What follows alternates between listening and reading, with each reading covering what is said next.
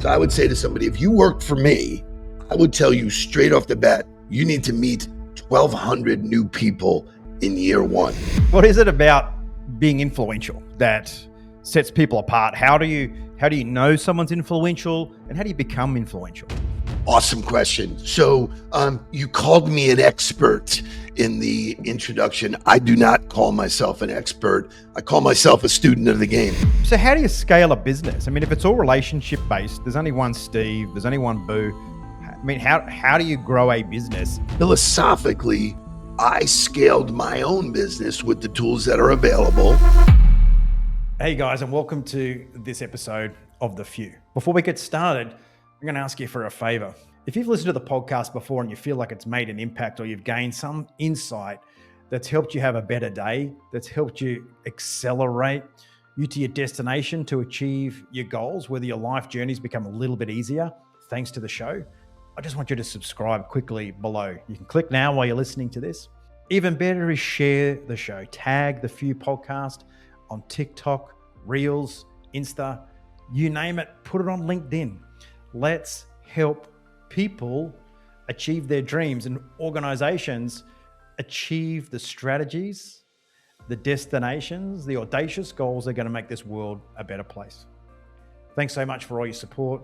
Let's click subscribe and get on with the show. The number one element to success in anything in life is your ability to sell and influence. There is no doubt about it. Some people call it being political. Some call it the gift of the gab. Maybe some people call it being charming. But ultimately, your ability to get in a room with someone else and create a compelling story and a reason for engagement is what's going to drive your business, but also make you memorable. And in a world today where we forget 90% of what we learn within 6 to 7 days, how do we do that?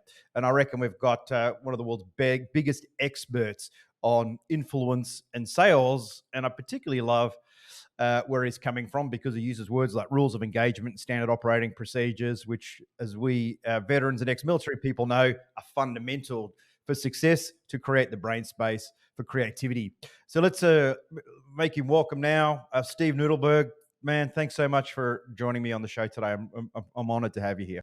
And I'm thrilled to be here as well. You listen to the opening of your show, you listen to the words that you're using. I love creating, and then delivering engagement. And that's, the world we're living in is revolving around that. People aren't used to it because we lived in this transactional mindset, in and out. Well, you got to have some patience and you got to be able to not only create, but like you said, engage and stay engaged. What is it then? What is it about being influential? I don't mean an influencer. Let's not go down the influencer on social media. You and I are not going to make that happen with our bikini bodies. But what is it about being influential that sets people apart? How do you know someone's influential, and how do you become influential? Awesome question. So you called me an expert in the introduction. I do not call myself an expert. I call myself a student of the game. I'm constantly learning and assessing and paying attention to other people who I'm attracted to what they're doing or how they're doing it. So, the game has changed so significantly. And I think what people are attracted to is confidence. So when you show up and you really, really know what you're talking about, that's intoxicating. That gets people jazzed. Like, I'm not interested in you validating me. I've already validated what I know, what I do, how I do it. And I think that's where the charm is, in that, I do it.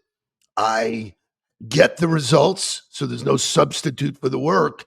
And then, if you want to learn from me and see how I do it, okay, maybe there's an opportunity for us to, experience share. But the whole selling platform is so, off. I mean, I ask CEOs all the time, I go, if I found your phone number, would you answer the phone if I called you? And it's unanimously no. So yet those same CEOs will go back to their organization and endorse a cold calling strategy. So I'm like, do you see that it's broken? Do you see that nobody wants to be sold? And so it's reversed. Everybody is trying to sell something. Nobody's trying to take the time to get to know you. You reached out to get to know me. You didn't sell me anything. We're starting something. I can promise you, you and I will do something somewhere in the journey that will be very fruitful. But if you came in, and your first volley to me is, I want to sell you something. I had a conversation with someone the other day, and they've gone through a growth stage. They have some appointment setters to get the meetings. But his philosophy was this: is I want my setters to appoint meetings with people I want to be a friend with, and if I do business with them, great.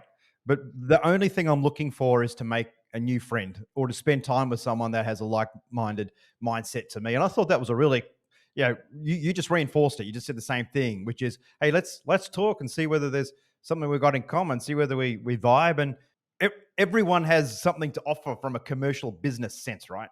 Everyone has something to offer. But what we need to do is build a bridge of trust, yeah? And I think that is what you're saying. You've got to still do the work, but how quickly do we erode trust when we try and get something from someone straight away? Yeah. So what the model that you just described, had it been an appointment setter that reached out to me and not you, non-starter for me. I'm not going down that road. So when you reach out and say, I noticed, I watched, I heard, you invested in something about me, and we're connecting in a relevant way. That's where it all starts. So, clearly, if you did not like me, conversation's over. I'm not on your show. We're not doing anything. And I'm okay with that. I don't need everybody to like me. I need the ones who are supposed to like me, like me. That's the work. And whether it's the teams I follow, the school I went to, my passions, and what I eat, where I hang out. When you hang out with like-minded people, good things happen. So you have the 27 kind of key points or outcomes for people to be better at influencing, better at selling. Your book is a confessions of a salesman, a serial salesman. What how do we bundle those up? So if there was 27, how would we wrap those up in?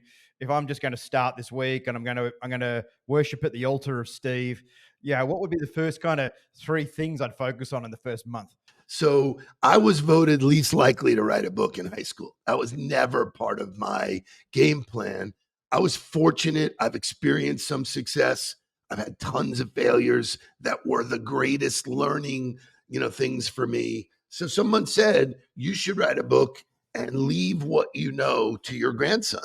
Your grandson would never know who you are unless you write it down and memorialize it. And I was like, dude, you just hit me with boom, right to the heart. So what I did was I wrote down my process. Now I tell you and I tell everybody, this was my process. I'm not asking anybody else to do what I did. What I tell people is use it as a scorecard. Yeah, I'm doing that, or I'm not doing that, or where can I improve? So it was 27 rules for influencers and leaders, starting with basically how I live my day. And so there's three initials that I have always lived by. This acronym is RPD, and doesn't matter what you do, what walk of life, relationships, process, and discipline. If you and you as a military, you get it, you get the process and the discipline side because you had to, you didn't have a choice. I love the fact that the most successful people have a process. Sports, entertainment, business. There's some rhythm to what they do on a daily basis. So the rules in my book are fairly simple. First rule is wake up early. Now, early is a nebulous conversation. It means different things to different people, what part of the world you're in. But I know from doing the homework, most of the successful people I know get up before the sun. And there's more work to be done then in an isolation chamber, no inbound, than you can do during the day when it gets cluttered and distracted. So I started waking up a half hour earlier. I write about it in the book. I have been up at 3:30 every day for 20 years. I don't need an alarm clock. I don't do, anything. It drives my woman crazy, but I'm up and out because that time is thinking and development and feeding myself spiritually and mentally to be the best person I can be. But I had people challenging me and say, well, I wake up late or I'm a night owl and I'm sick. I go, listen, do what you want to do. Just do it with discipline and consistency. Don't get up in the morning or get up late and then it's a random thing. Clockwork. Boom. Intention. Yeah. So you got it. So for me, it's wake up early. Simple things like what I eat, what I drink, all of those things, like you said, with intention. People go out and do what they do. They don't. It's very random, such as, and this is one of the top rated rules in the book. Most people, when they meet somebody for the first time, or they're meeting somebody they haven't seen in a while, first thing they say is, "How are you?" How are you is an invitation for you to dump your shit in my backpack. No, thank you. Not interested, especially when I'm trying to create a relationship and you're starting out negative. Oh, my house, my car, my boss. I don't want to hear it. So I flipped the script. And because we're all capable of doing this, I started asking people, hey, tell me something good. Wow. A little awkward in the beginning, but most of the people that I asked were like stunned. They didn't know what to say. They had to think about it because they're not programmed positive. The negative shit is right up here. Oh, blah, blah, blah, blah, blah, blah. The minute I started getting something positive at them, that momentum turned into, wow, I'm really learning about you. The best example of that is I did some role playing with a client and randomly picked this girl, Darlene. Darlene, tell me something good. She was like disoriented. And then she said, my son just finished his second year at MIT. This lady was lit up like a Christmas tree. She was glowing.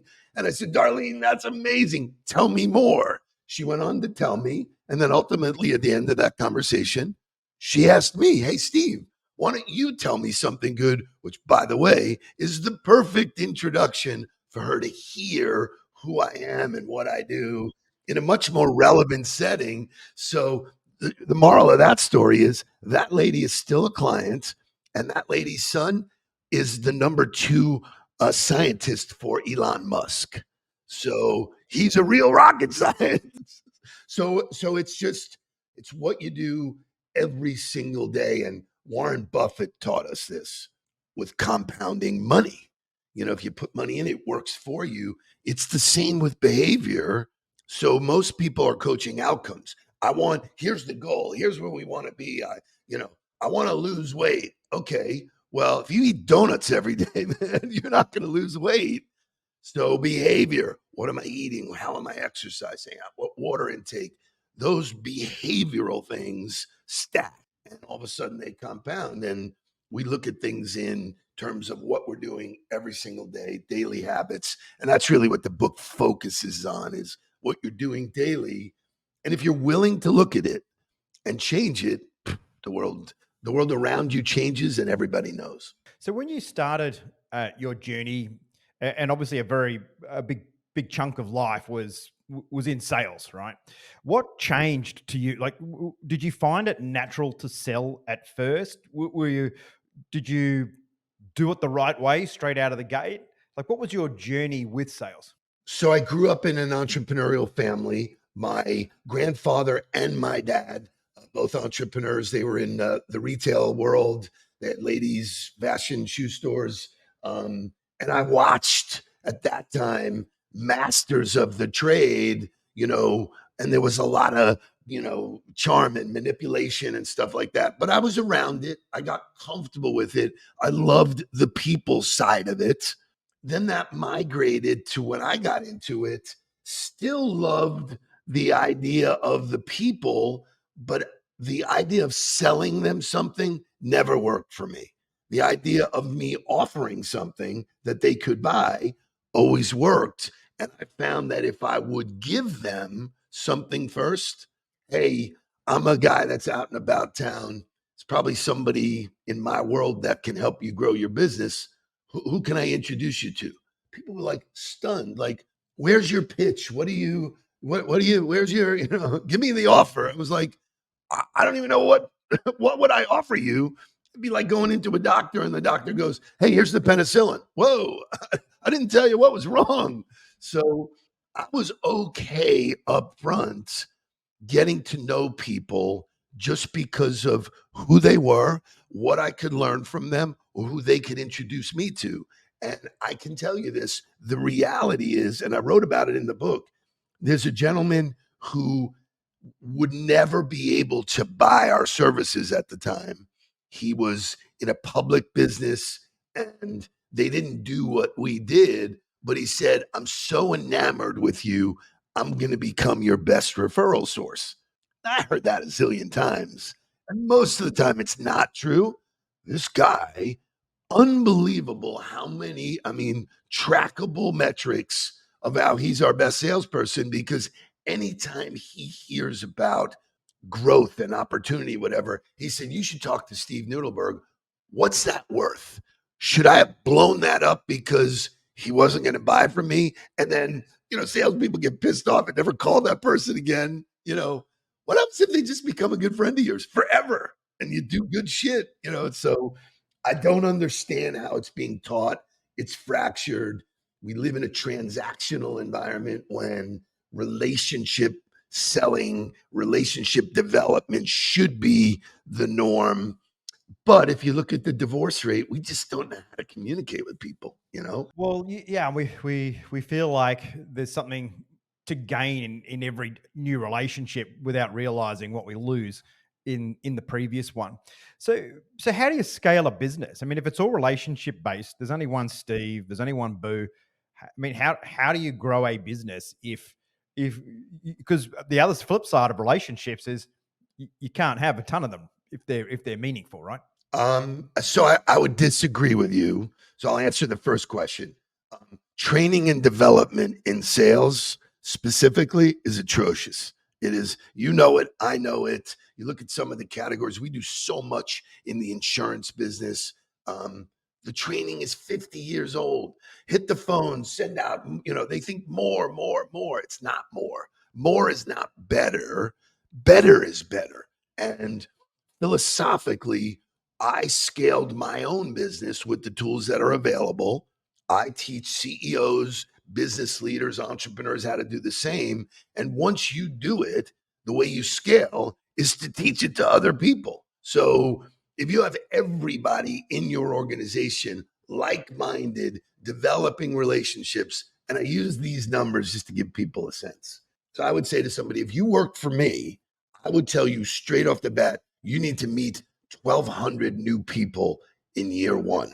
And when they came up for air after that, the blood started to come back to their face. They're like, I didn't sign up for that. Well, I say to them, I go, so it sounds intimidating, right? I said, but if I showed you a plan where you could meet 5 new people a day and never leave your desk, would you be interested? Absolutely. 5 a day is 25 a week. 25 a week is 100 a month, 300 a quarter, 1,200 a year. And you've never left your desk and you never got a referral yet. So, of the 1,200 people that you meet, how many need to do something with you or refer you to somebody for you to have the best year of your life? It's easy. The tools made it easy. Like we have a client that I saw last night and he goes, why isn't everybody doing this? And I said, the reality is I started doing it 10 years ago. After I sold my business, I saw all the tools that are around us. People just don't use the tools. They're stuck in an old paradigm, and letting go of that paradigm is scary. It's like breathing. We have a new way to breathe. It's more efficient. It makes you feel better. It's fun. It's great. But you still got to make a decision to stop breathing the way you already know. That's a big decision. And people are stuck. The ones who get unstuck, the top 5%, are crushing it now because they're able to scale relationship building without leaving their desk. It's interesting. I think also it's work, right? And people also accept that. Hey, it's a bit like your crappy car still going to get you to work, right? It's still going to drive. It's going to cost a bit more. You're going to have it in the shop more often, but ultimately you're happy to have a suboptimal journey to get to work. Okay. As opposed to, an executive that might have a lease, the car always works, it's always on time, it's got a Bluetooth, you're productive, you're having phone calls. Yeah, I think people convince themselves that what they're doing works, and they can't understand it, or don't appreciate what the next leap actually delivers for you. Uh, so I think there's a fear, but I also think there's a apathy, and I think there's just that general kind of acceptance. And I think humans are great. What I certainly learned in Afghanistan was you can find people that are just as happy and content with life with the side of their apartment blown out from an artillery shell 20 years ago, as people are miserable with $1 billion in their back pocket and having suicidal thoughts, right? So it's fascinating, but you must be a student of human behavior, and what you have to be. So, the thing that is vogue is we live in a credit card world. I don't want to do it. I'll pay for it later. Give me the success now. But you said it. It takes time and it takes patience, and you got to do the work.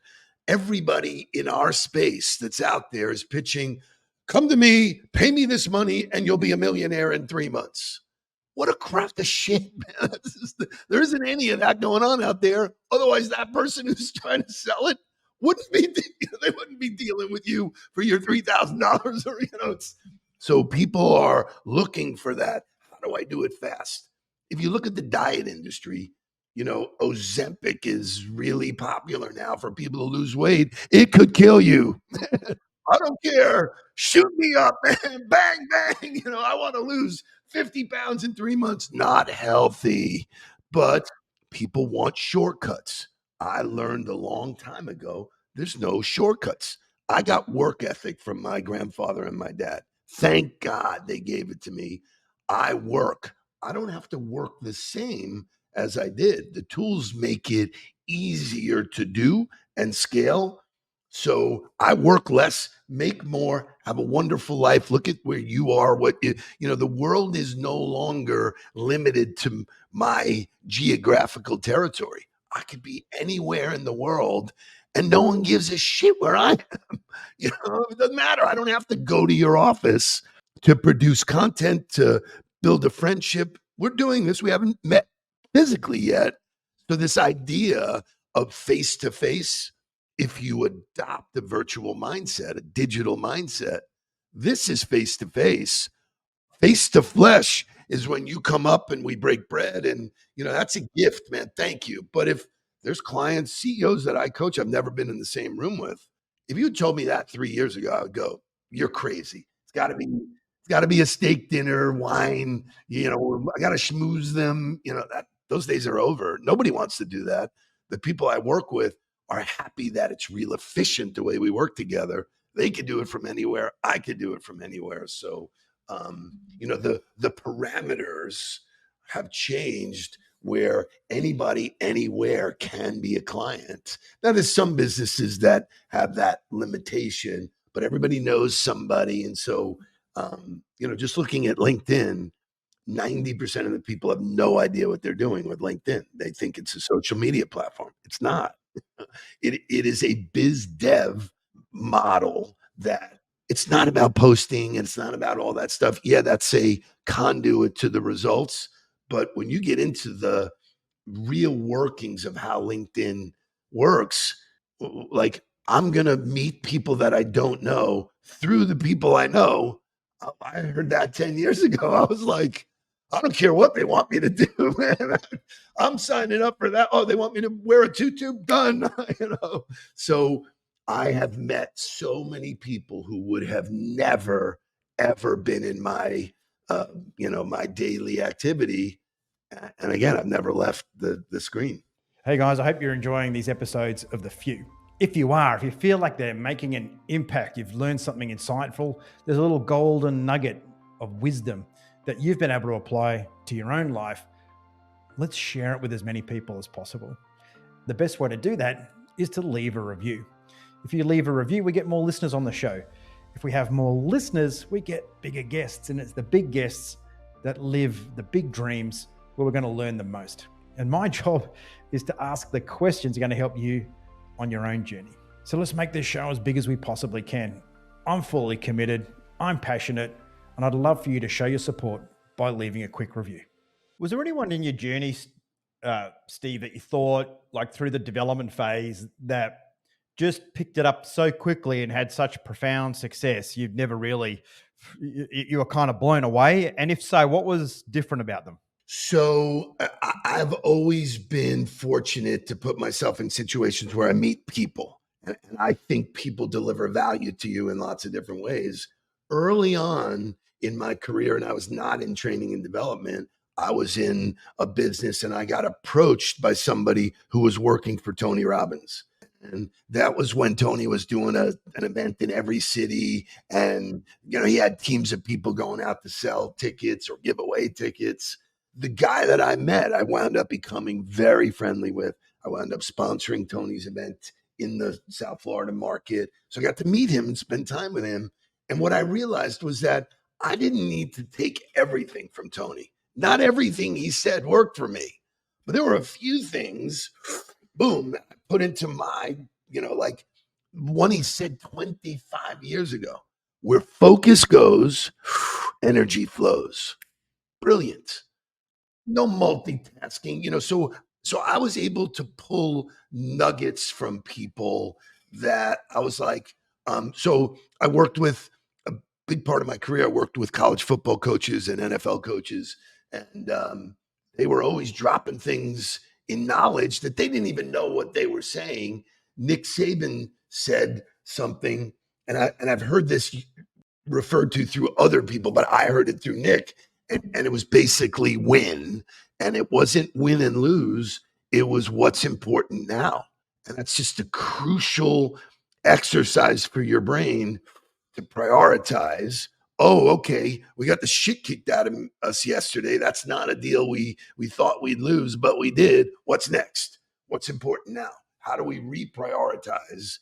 And so, the philosophy that those guys had about managing people, motivating people, there's just tons of learning.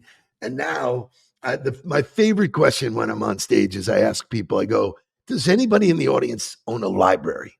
Everybody looks around like, no. I go, does everybody in the room have an iPhone or its equivalent? Hold it up. You own a library. Click, click. You can learn anything you want.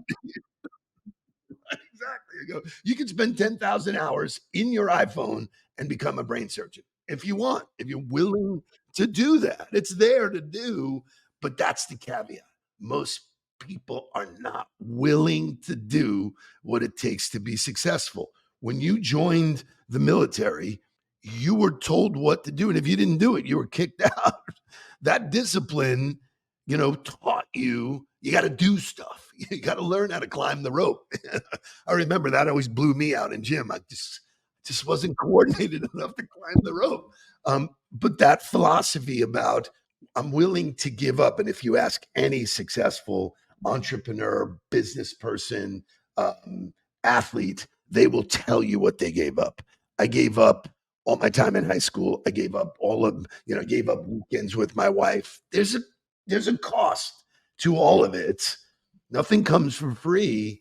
And so I love when people say to me, dude, you're like the luckiest guy on the planet. And then I tell them, bullshit, I am. I work my ass off.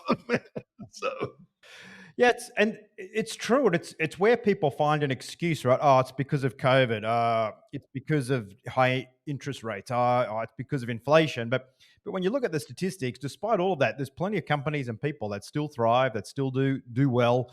You, they just don't allow the excuse to drive their behavior. They might not make as much money, or they may not be as successful, have as much time. But there's almost like there's a bit left in the tank to lean into those moments and to continue prospering despite the adversity. or the alternative is you triple your business like we did. So I was speaking once or twice a week. I had book sales. I had clients I was coaching. I was doing all kinds of stuff. Very, very robust, loving life. And then somebody turned the faucet off. Everything we had, every speaking engagement canceled. Every client called, hey, we don't really know what's going on, man. We got to put a pause button on this. Zero revenue. We went to zero inbound revenue which had never happened to me in any business, just zero. So what do? Do you crawl into bed and cry about it? Or do you FIO, figure it out? And so we figured it out. We flipped the entire model to a virtual. We had already been testing Zoom, but Zoom was the spot. Can you imagine Skype? Did they fall asleep at the wheel? I mean, nobody talks about Skype anymore. It was like the whole world went digital and you went away. So the people who are opportunistic look at the playing conditions and say, what do I need to do to succeed? I mean, I still hear people say, well, when it gets back to normal, I'm like, okay, what? This is not normal. There's nothing normal. It's never going to be normal. Or this one, which I love. They go, what are you gonna? How are you handling these difficult times? Or like being in business is difficult. It's not going to never not be difficult. Particularly the higher you up, where you are in the leadership pyramid, right? And I think it's that misconception that it is easy. That people that have the big boats and go past on the big houses, it's like, oh, look at all those lucky people there. But it's predominantly dealing with the pain, right? And to your point, the higher up you go, the more risk there is of failure. You could fail the business, you can fail the board, you can fail your employees. So when you scale companies, which I've been fortunate to have done, man, the responsibility is so overwhelming. People talk about mental health. I think I see more very, very successful CEOs looking at transitioning into something that's way different, where I don't want to work all the time. I don't, I want to do what I love. And if I do what I love, the money will follow. And that was a book that was given to me. God, I must have been in my late 20s, maybe early 30s. And the book was Do What You Love and the Money Will Follow. And the person who gave it to me wrote on the inside and said, what happens if you climb the corporate ladder your whole life just to realize it was leaning against the wrong building? I was like, I felt like the guy reached into my heart and tore it out. I was like, because I was that guy. We were building big companies, and my lifestyle changed when I changed. I said, listen, I know how to do this. I can create the playing field, do it in a way that makes me happier, do it on my terms, and take responsibility for the outcome.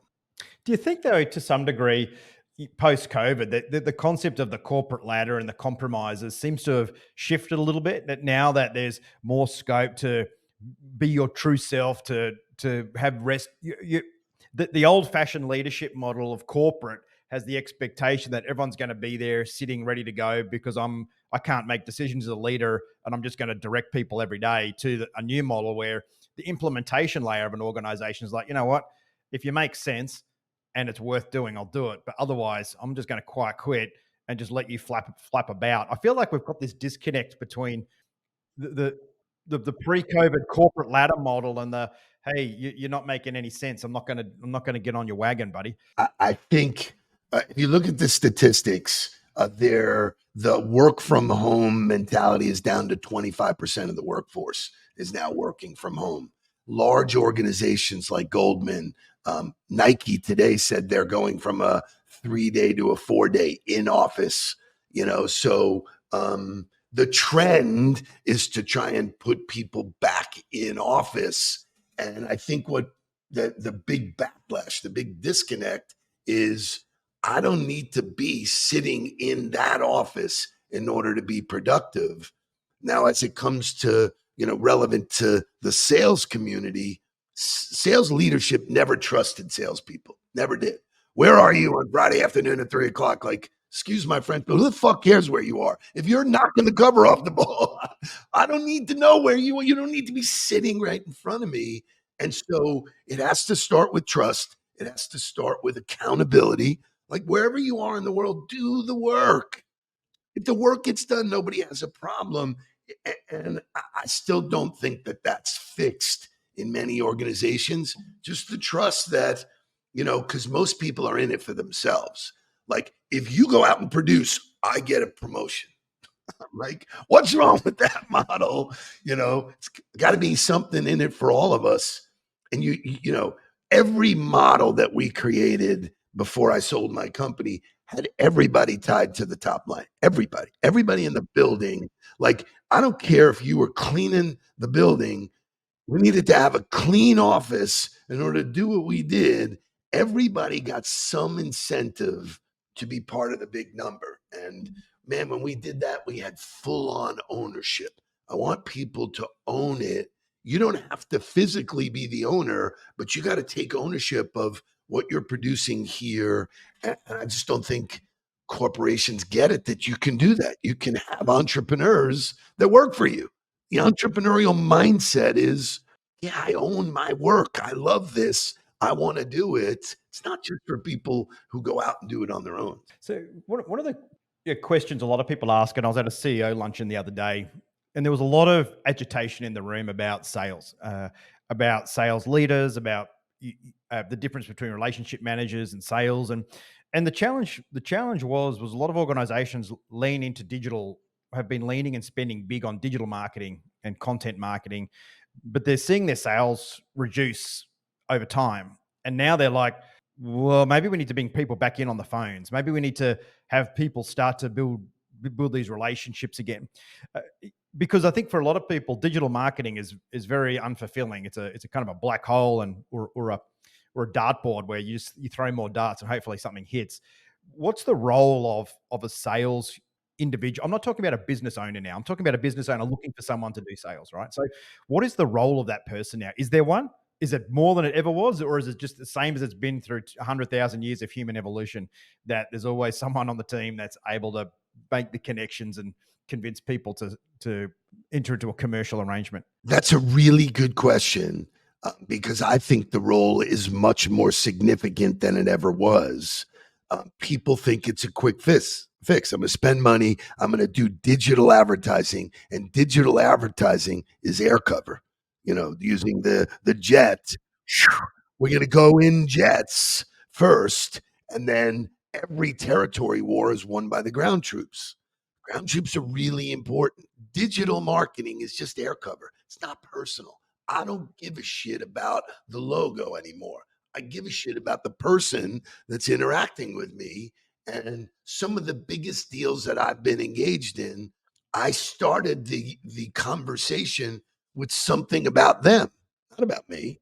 Digital marketing is about me. Look at me. I'm the best. And we're this. We, I'll reach out to somebody and say, I saw you post something about the New York Jets.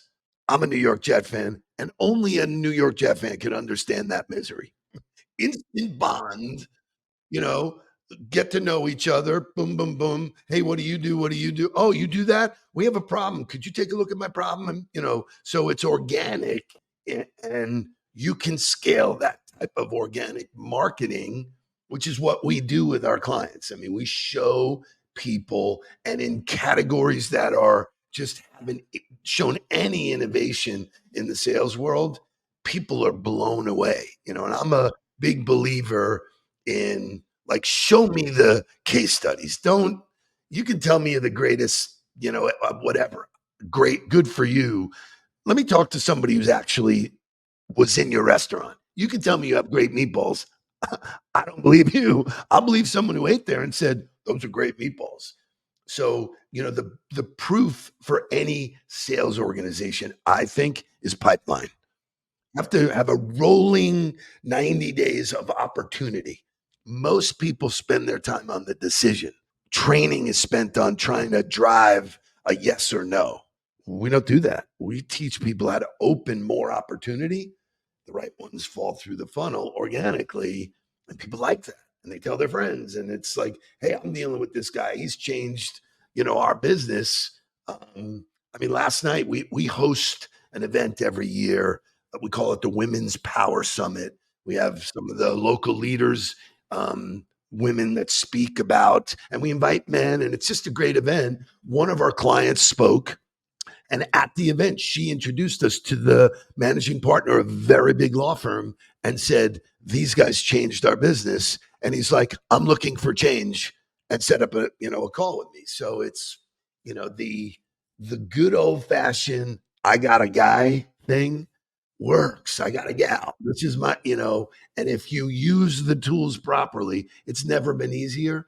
People are lazy. People are trying to cheat the system and do it in scale. When was the last time you bought something because you saw it advertised? I don't know, maybe on Instagram and all that crap. I don't think I've ever bought anything. I actually have a pathological don't click it because it's an ad. But no, that's me. And I'm the worst person to use as a buyer. I get emails and I get through LinkedIn, I get so many messages from people who are trying to sell me lead gen services and they can't even get a conversation with me. I'm like, seriously? Oh, you've had a great career. Looks like you've had a great career. Are you interested in owning your own business? 2-second check. We didn't see I've owned a dozen businesses. So the world is trying to do it the wrong way when the ones who do it right, it's such an outlier that, and it's fun. Most people don't get into sales because they're afraid of the rejection. I don't really have rejection. I'm not asking you to do anything. If you don't like doing business with ball guys, great. I'm cool. Great. Move on. I don't care. I want to know that up front. I don't want to dance with you for 6 months and then you go, sorry, yeah, we don't do business with ball guy. And look, we know for a fact that that human doesn't exist, mate. Everyone wants to do business with a ball guy, right? Hey, Steve, mate, getting towards the end of the podcast here. There's a 22-year-old budding Steve out there with all your experience and knowledge to date. What's one accelerator you would give to yourself back in those days to influence more people, to make a bigger impact, to have more scale than you do today? And I mean, no one owns the world. So what would be something that would have you owning more of the world if you only knew it back then? It's a difficult question because the tools were different, but knowing what I know, it's all about awareness. I tell people, if you were famous, would you do more business? And they unequivocally say yes. So if you found a way to make yourself more or create more awareness, you will do more business. The Kardashians have really no redeeming quality. They offer nothing other than we know who they are and we listen to what they say. But if you didn't know them, if you were unaware of them, there's no opportunity there. So opportunity comes from awareness.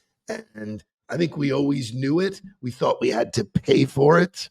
The world has changed. Logos don't buy logos. People buy people. Mate, thanks for that, Steve. Awesome feedback. Hey, I love that conversation, and I feel that where you're coming from really resonates. But equally, there is so much noise around the quick win channels these days that people aren't investing in the old school. It's not even old school. It's just human behavior. I hate that word, old school. Oh, that's old school. What? Being friendly with people and not asking for stuff is old school. It's just called being a decent human.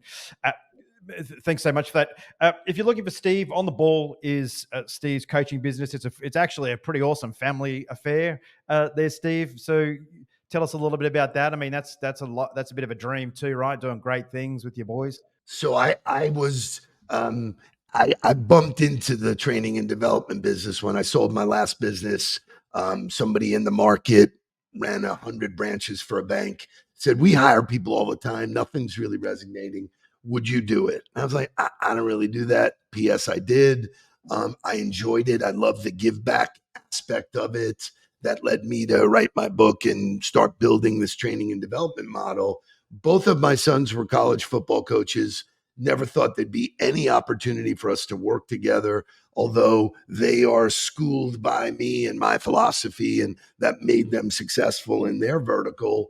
Until one day, my older son said, I don't want to do it this way anymore. I want to get into business and do it. And so he hopped over.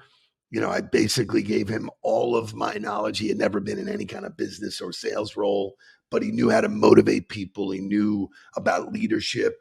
And he runs the company now. That's Mark Nudelberg. And then my younger son, who was his last stop was the University of Florida as quarterback coach assistant. He said, hey, I want in on the family stuff. So the organization is scaling again. I do not run the day to day. My boys are doing a great job. They have great clients and great content, and we put it all out on social media. It would be hard to be in LinkedIn or any of Instagram or Facebook and not see us, what we do. We do a live show every morning called the Daily Huddle. One day, Boo, it'd be great to have you as our guest. We do Fridays is Huddler in the Hot Seat. So we take an entrepreneur and have them, we ask them tough questions about their career, similar to what you did here, but it's all about awareness. We don't, no pitching, no deck. I'm not coming in with a long deck. So the family affair part of it has won us a lot of business. We do business with a lot of family businesses because of that dynamic. And so very blessed. Awesome, man. That's great. Hey, Steve, thanks very much. All of Steve's contact details, ability to reach out will be in the show notes. Confessions of a Serial Salesman is Steve's book, fantastic book, to either enhance where you are today, to go from the minors to the majors, but also you might be the world's best salesperson. You might be the best thing since sliced bread when it comes to being an influencer, but there's always more game. So, Steve, thanks so much for coming on The Few and sharing those insights. I know they're going to be very valuable for our listeners. Thanks again. Thank you much. Enjoyed it. Well, that wraps another episode of The Few. But before we go, I'd like to make a shout out to the team that make this podcast possible. The team at Afterburner, real fighter pilots who travel the world helping organizations close the gap between where they are and where they want to be. It's the fighter pilot mindset, the methodologies, the ways of working, or what Afterburner call flawless execution. It's the techniques and trade secrets the Air Force uses to turn the dream of becoming a fighter pilot into a reality. Whether you have a leadership offsite, leadership retreat, maybe it's the annual event for your entire organization, or a sales kickoff. From 2 people to 2,000, Afterburner inspires people to believe that we can lift our performance to another level. So reach out and learn the secrets fighter pilots use to win 98% of the time.